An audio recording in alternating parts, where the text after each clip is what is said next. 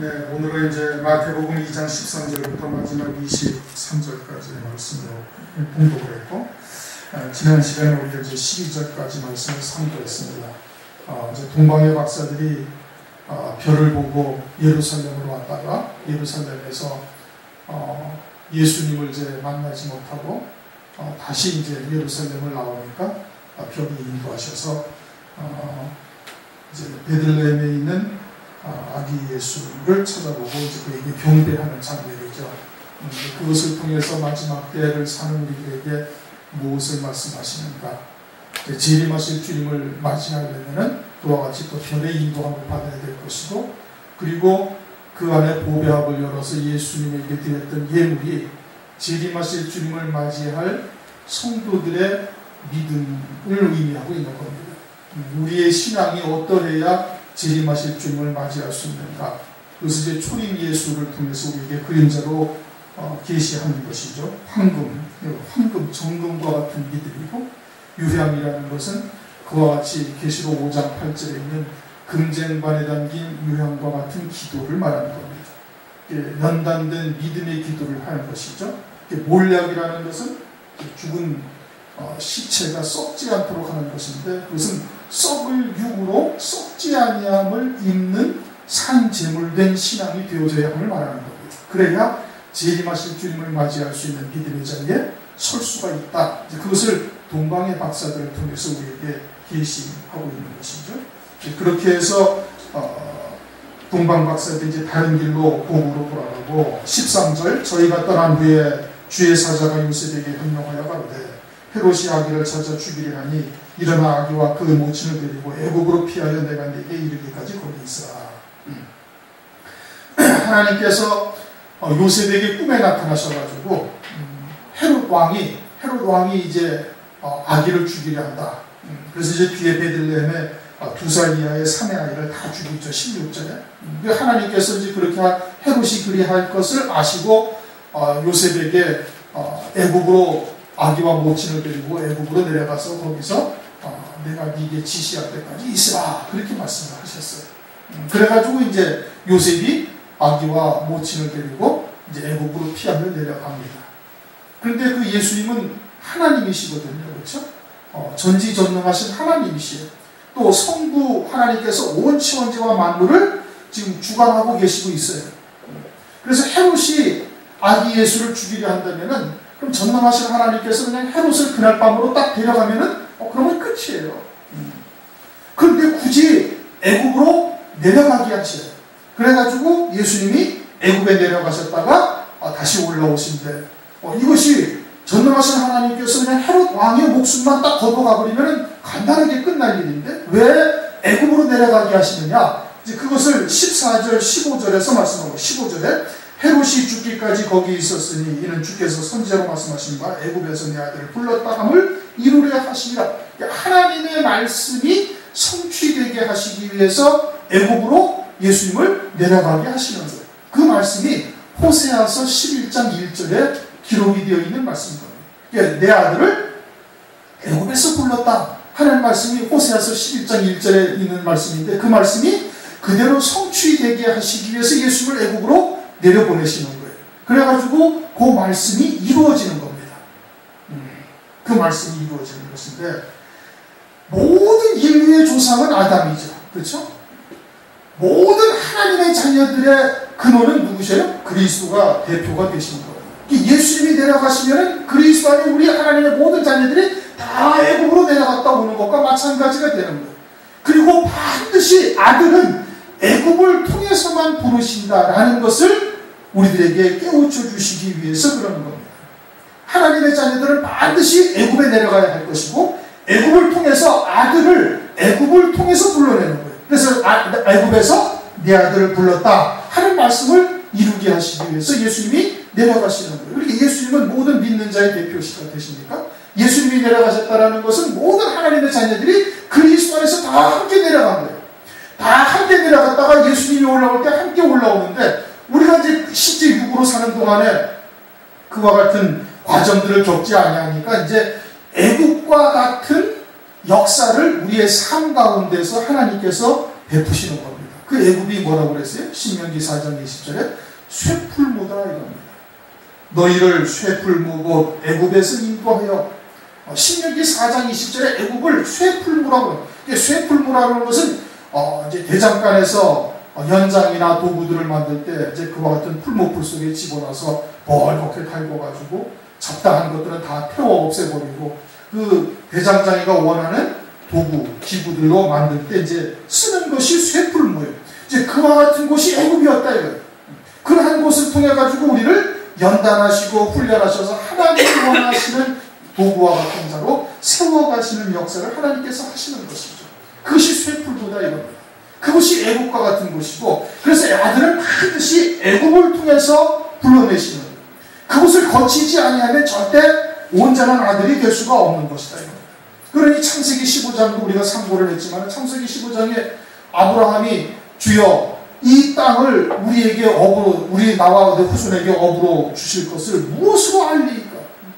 그러니까 하나님께서 쪼갠 재물과 3년 된 암염소 또는 양이나 또는 이와 같은 비둘기나 이와 같은 것들을 쪼갠 재물과 쪼개어진 재물이 되어져야 할 것과 그 다음에 이방에서 400년 동안 객이 되어야 이와 같은 가나안 땅을 영원한 기업으로 누리게 될 것이다. 그래갖고 그 이방 땅에서 400년 동안 객이 된 것이 결국은 애굽 땅에서 400년 동안 괴로움 당할 것을 말씀하신 것이죠. 그래서 그 믿음의 조상인 아브라함도 애굽에 내려갔다 오고 이삭도 애굽에 내려갔다 오고 야곱도 결국은 내려가서 거기서 430년 동안 있다가 이스라엘 백성들이 올라오게 되어지는 거예요. 그러니 그와 같은 연단의 과정, 쇠풀무와 같은 과정은 누구에게나 하나님의 자녀라면 아들의 신앙에 세울 자는 반드시 애굽을 통해서 부르시는 거예요. 그 쇠풀무와 같은 연단의 과정이 없으면 아들이 아니다. 히브리서 11장에 12장에 그것은 사생자예요. 징계는 다 받는 것이거늘 너에게 없으면 사생자여 참 아들이 아니니라. 히브리서 12장 8절에 그렇게 말씀을 하고 있죠. 6절 7절을 보면은 주께서 그 사랑하시는 자를 징계하시고 그의 받으시는 아들마다 채찍질 하심이니라 하였으니 너희가 참으면 징계를 받기 위함이라. 하나님이 아들과 같이 너희를 대우하시나니 어찌 아비가 징계하지 않는 아들이 있으리요. 징계는 다 받는 것이거늘 너희에게 없으면 사생자여 참 아들이 아니라. 그러니 아들의 자리에 서기 위해서는 반드시 그와 같은 쇠풀무와 같은 연단의 과정이 있어야 할 것을 말씀을 하고 있는 겁니다. 그 대표로 예수님이 내려가게 되어진 것을 말씀하고 있는 것이요. 그리고는 이제 쇠풀무와 같은 연단의 과정을 거치게 되어져서 주님도 빛난 주석이다. 요한계시록 1장 보면 그 발이 빛난 주석이다. 완전히 연단되어져서 빛이 나는 그와 같은 주석과 같은 발이 되셨음을 요한계시록 1장에서도 말씀을 하고 있지 않습니까? 그런데 이제 오늘날 이 기복적인 신앙, 인본적인 신앙들이 오늘날 교회에서 이제 대세를 이루다 보니까 이제 예수 믿고 복 받고 예수 믿고 잘 되고 뭐 이런 아주 그냥 물질 만능주의 사상들이 교회 안에 이제 침투해서 들어와 있다 보니까 이제 이런 사상, 이런 말들이 회자되고 있는 거죠.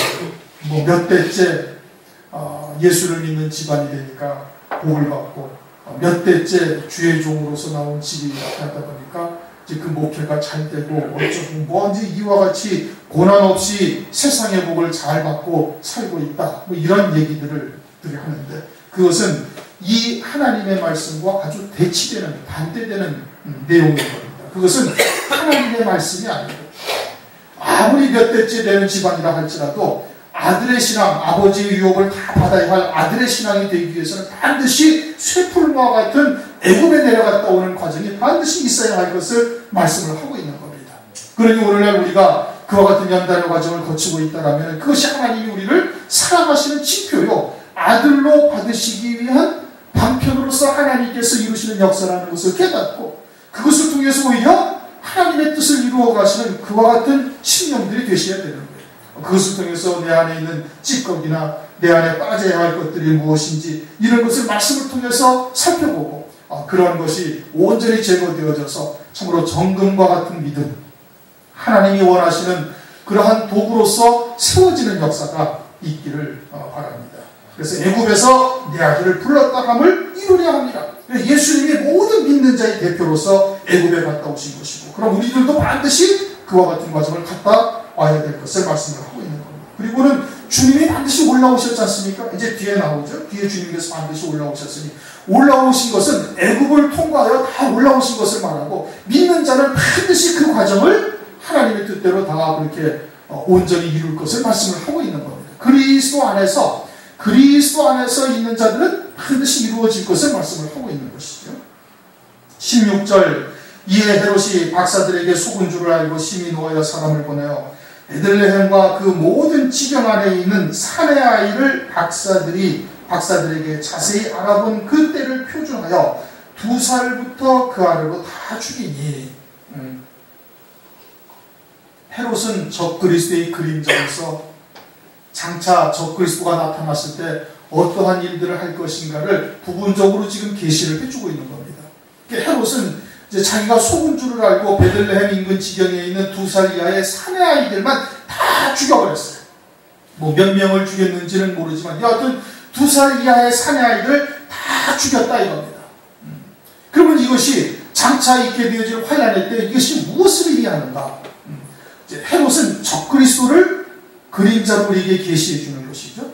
그런데 2살 이하의 사내 아이들만 죽이는 거예요. 여자들은 아무 상관이 없는 거예요. 여자들은 2살 이하나 2살 넘어서 아무리 나이를 많이 먹었어도 여자는 여기에 해당되지 아니하는 거예요. 그건 여성을 말하는 것이 아니라 여자의 신앙, 그런 아버지의 유업을 받지 못하는 그와 같은 신앙을 가진 자들은 그것은 아무리 나이가 많이 먹어도 그들은 여기에 해당되지 아니함을 말씀을 하고 있는 겁니다. 다시 말하면 세속적이고 인본적인 신앙, 혼잡된 말씀, 기복적인 그와 같은 말씀으로 살고 있는 신앙은 이와 같은 자리에 해당되지 아니함을 말하는 것이에요.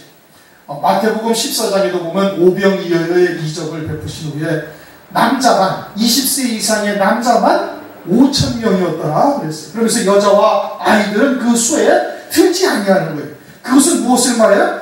주님이 주시는 참된 생명의 떡을 주어도 여자와 어린아이는 온전한 생명으로 그 생명의 떡을 받아 먹지를 못한다 이런 뜻인 겁니다.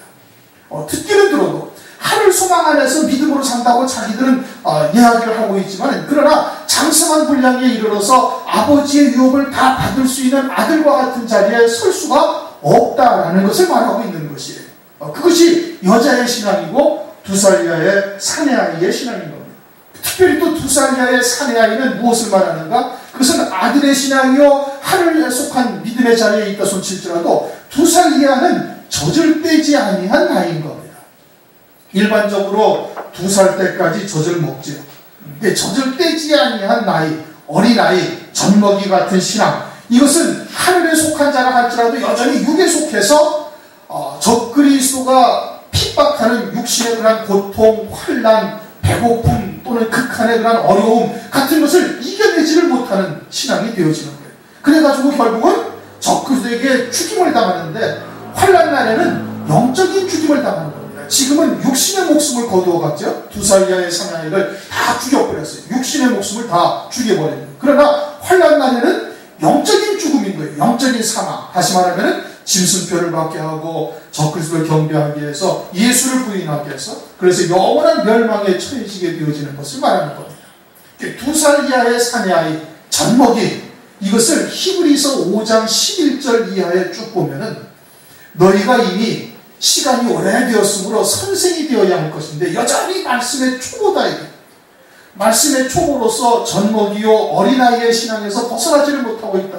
이제는 의의 말씀, 단단한 식물도 먹어야 할 터인데 그것을 먹지를 못하는 젖먹이요 어린아이의 신앙에서 지금 벗어나고 있지 못하고 있다.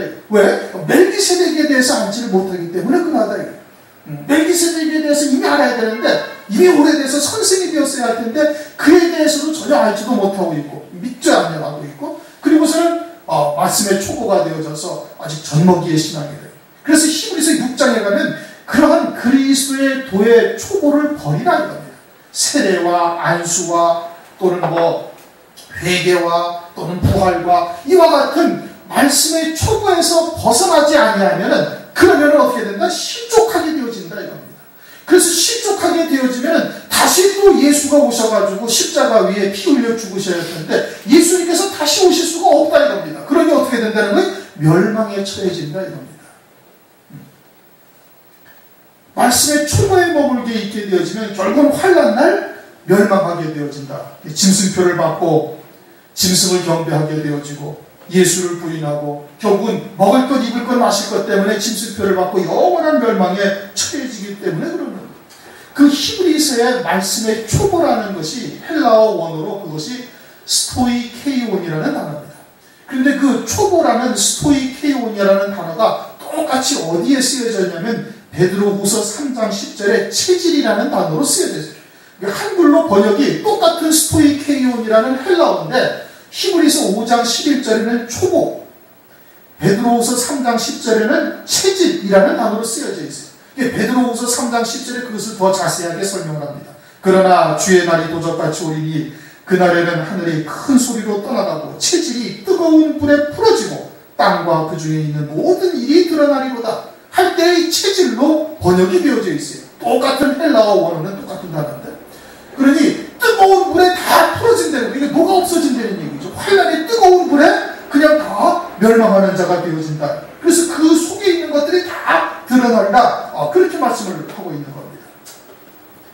그처럼 말씀의 초보요 어린아이의 신앙은 헤롯과 같은 적그리스도가 등장하게 되어지면은 그때 영원한 멸망에 처해지는 것이고 2살 이하의 사내아이를 여기에서는 육신의 목숨을 거두어가지만 그때는 영적인 영원한 사망에 처해지게 될 것을 말씀을 하고 있는 겁니다. 이것은 구약에서도 역시 말씀을 하고 있는 겁니다. 구약에서도 창세기 7장 19절 이하에 보면 홍수가 나서 물에 다 덮이지 않습니까? 홍수가 나서 물이 그냥 창이 나니까 천하의 모든 산이 다 덮였다. 천하의 모든 산이 다 덮이고 15규빗이 물이 더 차니까 15규빗이라면 불과 7.5m 정도의 거리예요. 7.5m 정도의 거리면 한 2층 반 정도 높이인 겁니다. 2층 반 정도, 3층도 안 되는 높이의 물이 더 차니까 또 산이 또 덮였다. 아니 천하의 모든 산들이 다 덮였는데 또 산이 덮였다는 것은 그것은 어떤 산이에요? 그건 하늘 위의 산이죠. 앞에 덮인 산은 하늘 밑의 산이고 하늘 위의 산이 불과 한 2층 내지 2층 반 정도의 물 높이에 그냥 또 산이 또 덮였다는 거예요. 그러니 그 말씀은 문자적으로는 이해가 되지 않는 것이죠. 영적인 의미를 담고 성경에 계시를 해놓은 겁니다. 그 산이라는 것은 어떤 것을 말하는 거예요? 교회를 말하는 겁니다. 갈라디아서 4장의 교회를 말하는 거예요.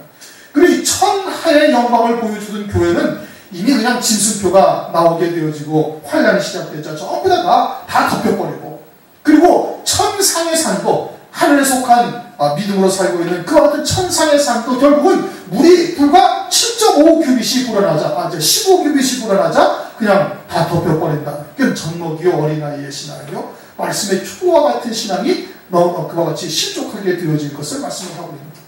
그러니 단단한 음식을 먹는 자, 의의 말씀을 경험한 자, 그 그리스도의 도의 초보에서 벗어나지 않으면 결국은 멸망하게 되어질 것을 환난하여 산의 아이라도 2살 이하의 산의 아이는 결국은 죽게 되어질 것을 그것을 성경을 통해서 우리에게 계시해 주는 겁니다. 그러니 어떻게 해야 돼? 단단한 음식을 먹을 수 있는 자가 되야 돼. 의의 말씀을 경험한 자가 되어야 되는 거예요. 이제는 젖먹이에서 벗어난 자가 되는 거예요. 그렇게 구약에서도 여호수아서 5장 룻기서 3장을 보면 볶은곡식이라는 게 나옵니다. 볶은곡식. 볶은곡식은 언제 먹어요? 광야에서는 뭘 먹었어요? 만나를 먹었어요. 만나를 먹다가 요단강을 딱 건너고 나니까 그날부터 만나가 딱 그치고 볶은곡식을 먹게 되어지니까 만나가 딱 그친 거예요. 요단강을 건너는 신앙이어야 볶은곡식을 먹은 자가 된다. 단단한 음식을 먹는 자가 된다. 이빨로 단단한 음식을 다 씹어서 삼킬 수 있는 그와 같은 믿음의 자리에 이른 자가 되는 거예요. 요단강을 건넌다는 게 뭐예요? 요단강은 법궤를 제사장이 메고 요단강물이 창이 날 때 가장 많이 넘칠 때 그때 건너는 거예요. 요단강은 순교의 강이죠. 그것이 물이 창이 나다는 것은 적그리스도의 환란에 아주 가장 극심한 때에 하나님의 말씀에 이끌려서 순교를 각오하고 죽을 걸 각오하고 요단강물에 발을 딱 디디는 거예요. 그럴 때 요단강물이 갈라지고 이스라엘 백성들이 건너게 되어졌는데 그런 후에야 볶은곡식을 딱 하나님께서 주시는 겁니다. 이제까지 만나가 끝인 거예요. 만나는 하늘에서 내리는 물렁물렁한 만나였죠. 그것을 가지고 40년 동안 하나님께서 훈련하신 거예요. 과연 믿음으로 사느냐, 하나님의 말씀을 믿는 믿음으로 사는지의 여부를 광야 40년 동안 훈련하셔가지고 오직 믿음으로 사는 자들만 딱 남아있어요. 출애굽한 사람들 중에 딱 둘밖에 없다고 합니다.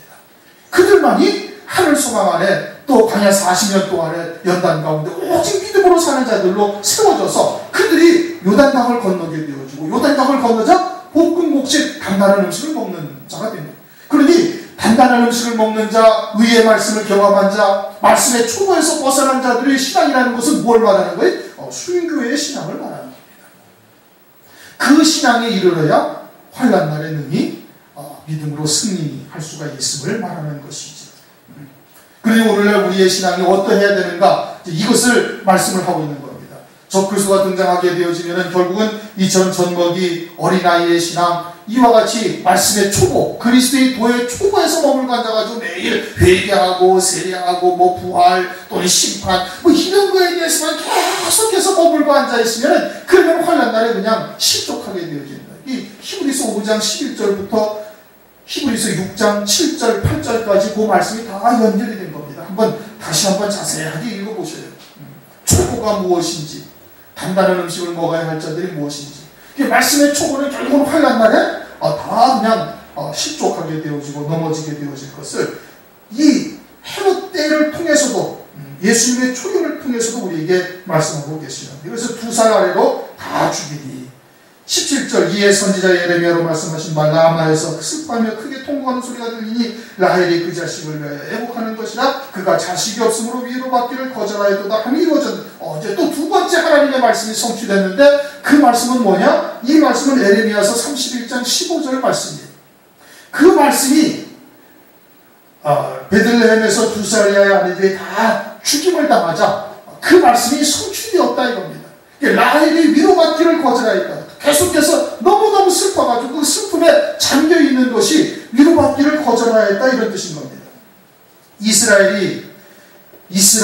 라헬은 이스라엘을 대표하는 이제 명칭인데, 그와 같이 이스라엘 가운데 이와 같이 어린아이들이 다 죽음으로 말미암아서 아주 그 슬픔이 크게 달아있는 거예요.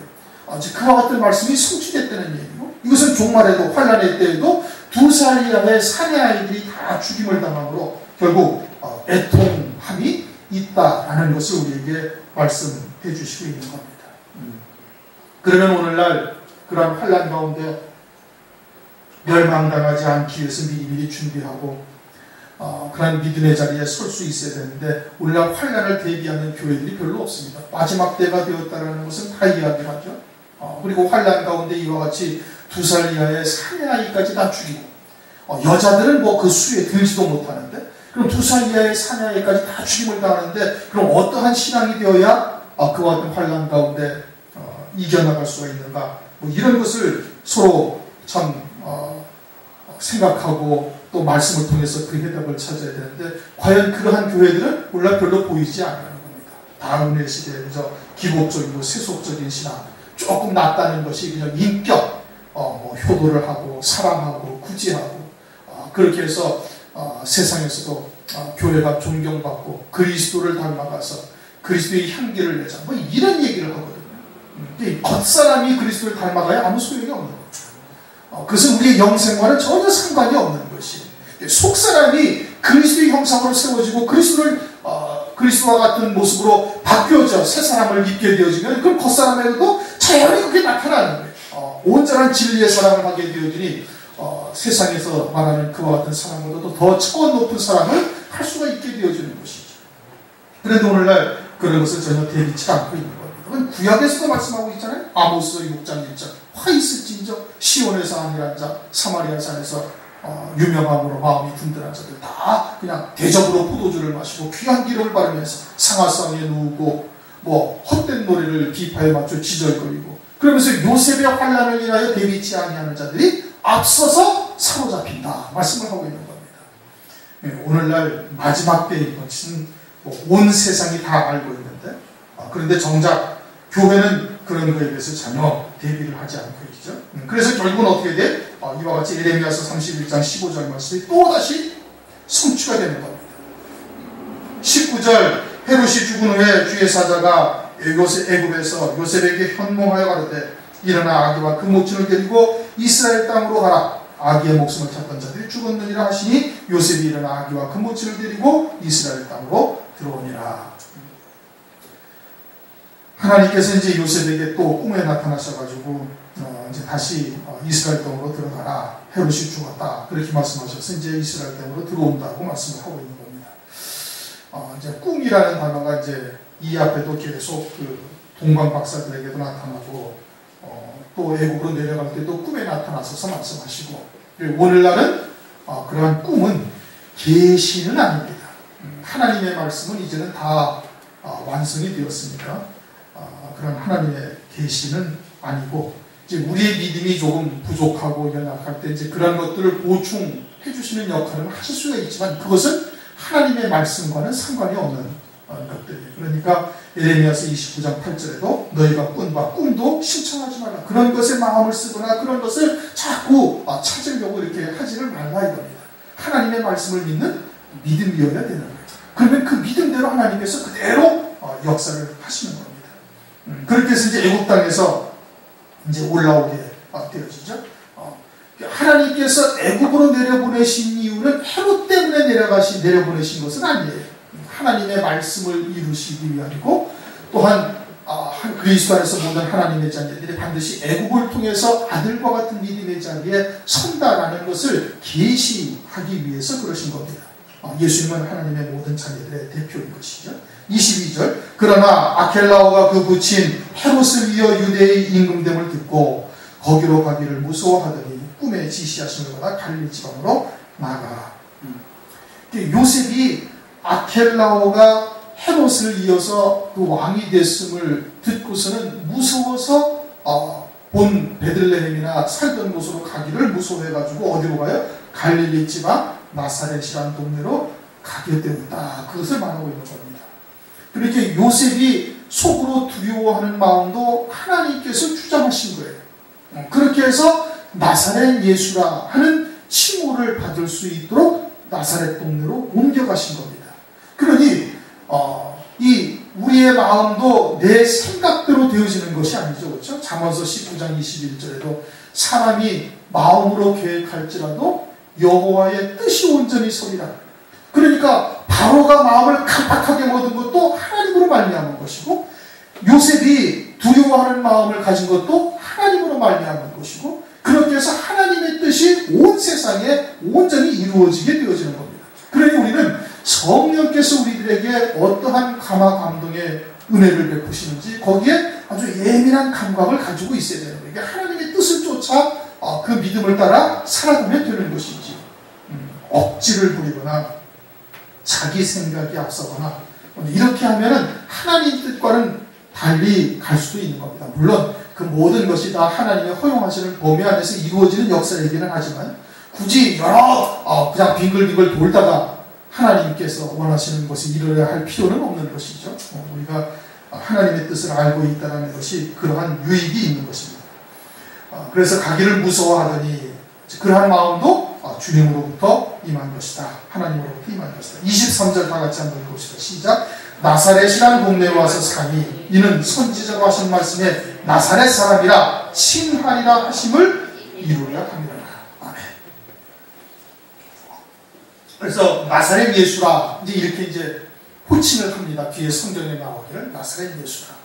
그래서 그것이 성경에 선지자로 하신 말씀에 나사렛 사람이라고 칭하리라 하심을 이루려 하신다 라고 말씀을 하고 있어요. 그런데 여러분 구약 성경을 읽어보셨으면 아시겠지만 구약 성경에 나사렛 사람이라 칭하리라 하신 곳이 아무데도 없습니다.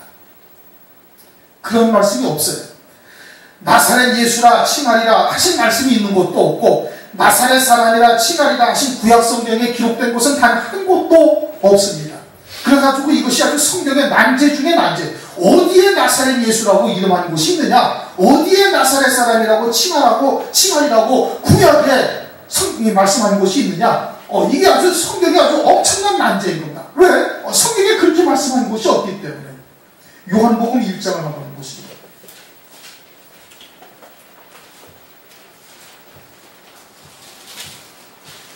요한복음 1장 할 때 아마 했죠. 요한복음 1장 46절을 한번 읽습니다. 요한복음 1장 46절.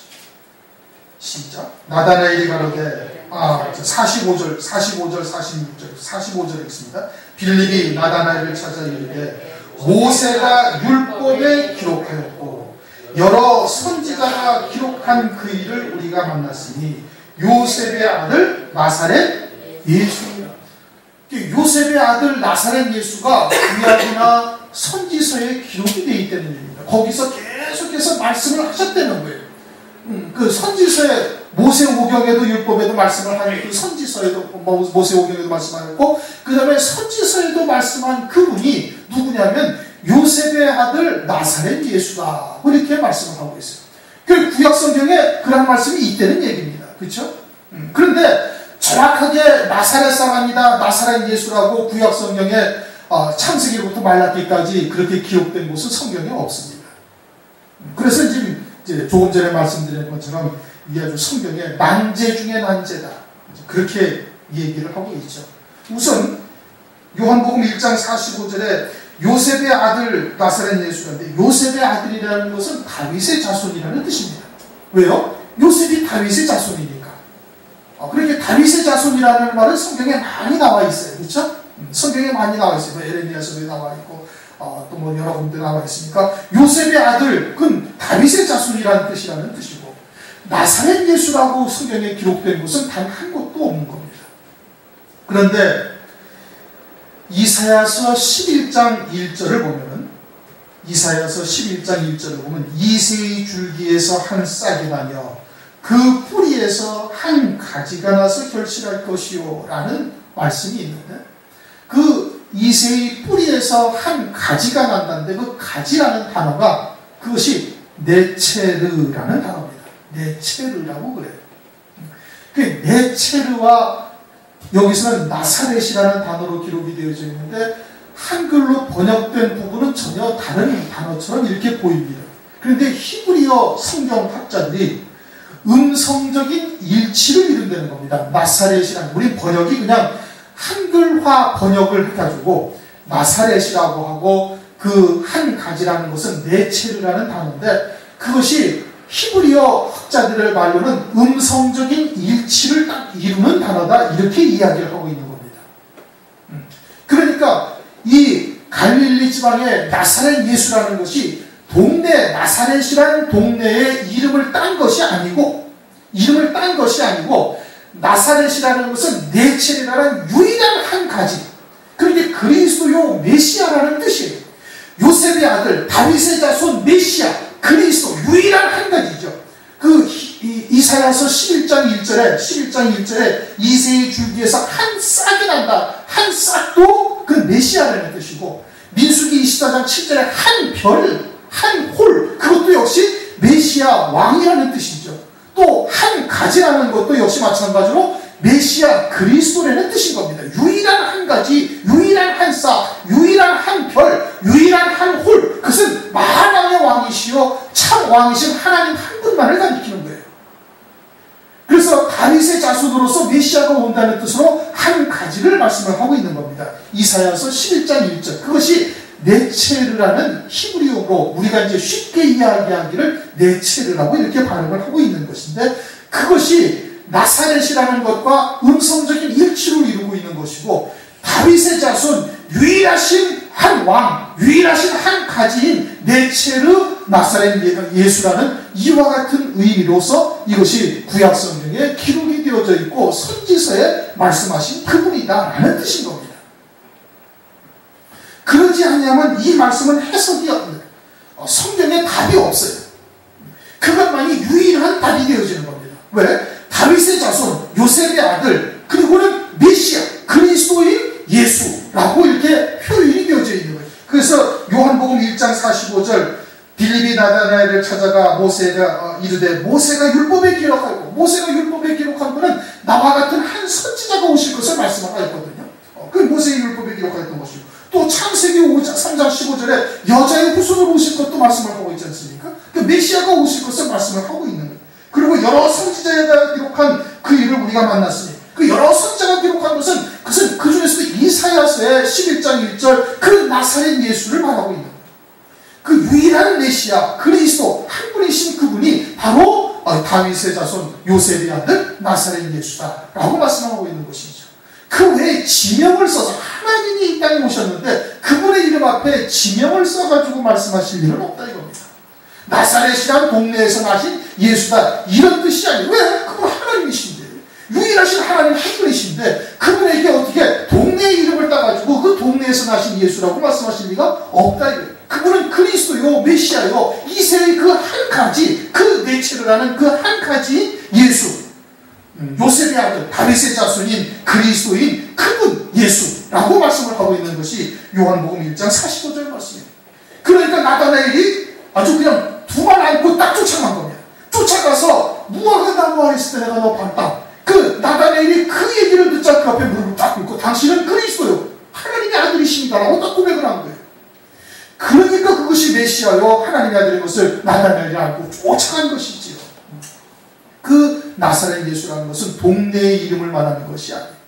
그것은 유일한 한 가지이신 그리스도이신 그분을 말씀을 하고 있는 것이죠. 그래서 나사렛 예수가 이제 그와 같은 의미를 갖고 있는 겁니다. 그래서 동네의 이름을 그리스도 앞에 붙인 것이 아니다. 그리고 그것은 이사야서 11장 1절에 유일한 한 가지 다시 말하면 메시아요 그리스도이신 예수라는 뜻을 말씀을 하고 있는 것이지 동네 이름을 말씀하고 있는 것이 아니다. 그것을 말씀을 하고 있는 겁니다. 마태복음 2장은 이렇게 해서 주의 재림의 때를 그림자적으로 부분적으로 우리를 계시해주고 있는 겁니다. 애굽에서 내 아들을 불렀다 함을 이루려 한다라는 것은 반드시 아들의 신앙 아버지의 유업을 이을 신앙 또 특별히 환난 날에 온전한 마다들과 같은 믿음의 자리에 설 장자들의 총회에 들어간 자들은 반드시 애굽을 통해서 불러냅니다. 애굽을 거치지 아니한 자는 절대 아들의 신앙에 이를 수가 없는 것이. 그러니 그와 같은 과정을 우리가 겪고 있다면 오히려 그것을 감사하시고 그것을 통해서 이루신 하나님의 뜻을 우리가 알고 있으니 그 믿음으로 그 자리에 이를 수 있기를 바랍니다. 또한 2살 이하의 사내아이는 다 죽임을 당하는 거예요. 하늘에 속한 자여 그와 같은 진리의 말씀을 듣고 있다 할지라도 육신에 속해서 그와 같이 젖먹이의 신앙에서 벗어나지 못하고 있으면 그런 환난 날에 그들도 멸망당하는 거예요. 구약에서도 이미 말씀하신 거예요. 천하의 산은 다 덮였고 천상의 산도 역시 얕은 산은 물에 잡힌 물에 잠기게 되어지는 거예요. 그러니 따로 높은 산과 같은 그와 같은 믿음의 산에 오르지 아니한 자는 환난 날에 역시 2살 이하에 떨어져서 결국 죽임을 당하게 되어질 것을 말씀을 하고 있는 것이다 이겁니다. 그 다음에는 나사렛 예수다 라는 의미가 이것이 그냥 동네 이름을 따서 하나님의 이름 앞에 베들레헴에 있는 갈릴리 지방에 있는 어떤 작은 동네의 이름을 붙여서 나사렛 예수라고 말씀하는 것이 아니다 이겁니다. 그분은 그리스도요 유일하신 한 분이다라는 것을 우리에게 말씀하시는데 그 나사렛이라는 것은 이사야서 11장 1절에 한 가지라는 네체르라는 단어와 같은 의미를 가지고 있는 것이다. 그것을 지금 말씀하고 있는 겁니다. 우리가 그와 같은 애국 쇠풀무와 같은 과정에 우리가 있다면 우리가 그것을 오히려 감사하시고 그를 통해서 이루실 하나님의 뜻이 내게 속히 이루어지기를 구하시면서 그 믿음의 자리에 서시길 주님의 이름으로 축원합니다.